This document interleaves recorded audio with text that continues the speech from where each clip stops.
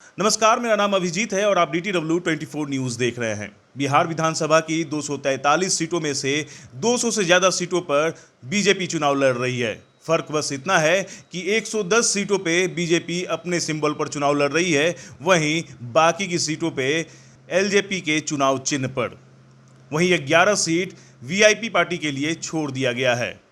LJP जिन 122 सीटों पर अपने उम्मीदवार उतार रही है, उनमें से सिर्फ एक तिहाई उम्मीदवार एलजेपी के होंगे। बाकी जो भी उम्मीदवार होंगे वो बीजेपी से भागकर एलजेपी में शामिल होकर किस्मत आजमाएंगे। ये अघोषित तथ्य है, लेकिन ऐसा देखने को भी मिल रहा है।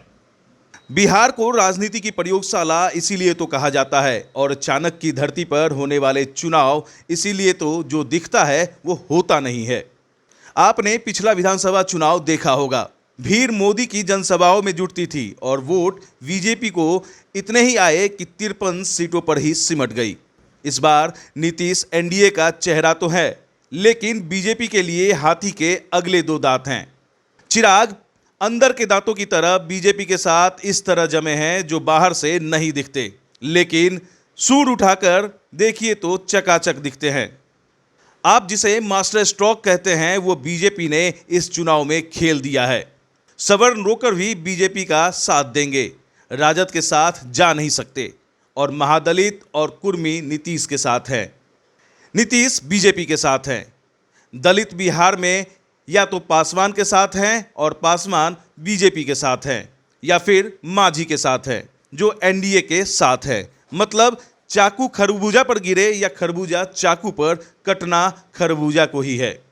बीजेपी के मास्टर स्ट्रोक का सबसे मजबूत किरदार है ओवैसी, जिनके नाम से ही हिंदू वोटों का बीजेपी के पाले में ध्रुवीकरण हो जाता है। और जब ओवैसी चुनाव के प्रचार के दौरान हिंदुओं के खिलाफ आग उगलेंगे तो हिंदू वोट बीजेपी के साथ थोक भाव में जुड़ेंगे।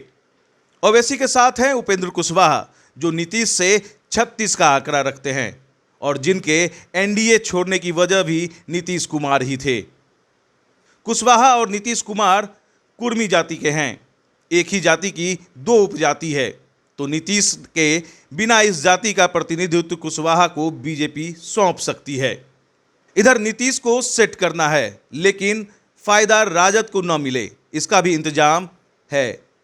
तो राजद का वोट काटने में ओवैसी के साथ साथ पप्पू यादव भी मैदान में हैं, जिन्हें पिछली बार बीजेपी ने हेलीकॉप्टर सेवा से प्रचार का भार सौंपा था। बाद में पोल खुलने से डैमेज कंट्रोल भी करना पड़ा था। पप्पू यादव ने अपनी पार्टी जाप के बैनर तले जो जनसेवा में पैसा बहा है, वो कहां से आए ये बिहार की जनता को पता है। और पप्पू को मिलने वाले वोट किसके खाते से कटेंगे, ये तो खैर बिहार से बाहर की जनता को भी पता है। एक तीर से दो शिकार, इधर नीतीश ढेर, उधर लालू के शेर। देखने में ये आपको लखनऊ के भूल भुलैया जैसा लगेगा, लेकिन सीधा यूं समझिए कि बिहार में बस दो दल मुख्य मुकाबले में हैं, बीजेपी और राजद। बाकी जितने भी दल हैं वो इन दो दलों के लिए वोट जुटाने या वोट काटने का काम करने के लिए चुनावी मैदान में हैं। फंडिंग का स्रोत एक ही है और ये जो स्रोत है वो बंद हो जाए तो कई के पास बैनर पोस्टर छपवाने लायक भी पैसे नहीं बचेंगे। जाहिर है ये उम्मीदवार भी उसी के मुताबिक उतरेंगे जहां से लड़ने के लिए पैसे मिलेंगे। अब आपके दिमाग में एक सवाल आ रहा होगा कि नीतीश जैसा खिलाड़ी क्या चुप्पे चाप कमल छाप होते देखते रहेंगे? तो भैया वो भी पक्का बिहारी हैं। 122 चाहिए, बीजेपी प्लस जेडीयू को आ गया तब तो सोने पे सुहागा, और ना आया तो जेडीयू प्लस राजद प्लस कांग्रेस ही सही। अपने नीतीश बाबू पार्टी और गठबंधन पर ज्यादा ध्यान नहीं देते, बस कुर्सी पर नजर होती है। इधर वाला बढ़ा दे चाहे उधर वाला, बस उनकी नजर इस पर होती है कि कहीं बीजेपी प्लस हम प्लस एलजेपी को ये नंबर ना आ जाए। आखिरी अड़चन ये है कि युवा लोग अभी भी पुष्पम प्रिया का झंडा उठाए घूम रहे हैं। खेल वहां भी है, जीतने का माहौल न भी बने, लेकिन हराने का काम वहां भी चल रहा है।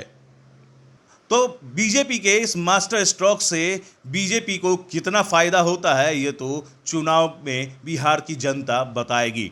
फिलहाल इस तरह की राजनीतिक खबरों से अपडेट रहने के लिए देखते रहिए DTW 24 न्यूज और फिलहाल के लिए दीजिए मुझे इजाजत। नमस्कार।